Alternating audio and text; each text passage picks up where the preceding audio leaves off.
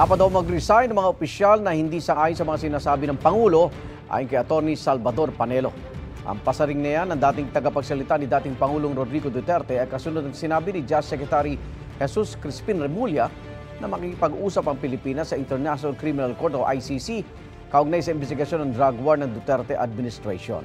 Sabi ni Panelo, kaiba ito sa posisyon ni Pangulong Bongbong Marcos na walang jurisdiksyon ang ICC sa bansa. Sa panayam sa Reuters, sinabi ni Remulla na bukas sa pakipagtulungan ng Pilipinas sa ICC sa investigasyon sa drug war dahil may pagkukulang anya ang ating gobyerno rito. Wala pang pahayag tungkol dito si Pangulong Bongbong Marcos at si dating Pangulong Rodrigo Duterte. Igan, mauna ka sa mga balita, mag-subscribe na sa GMA Integrated News sa YouTube para sa iba't ibang ulat sa ating bansa.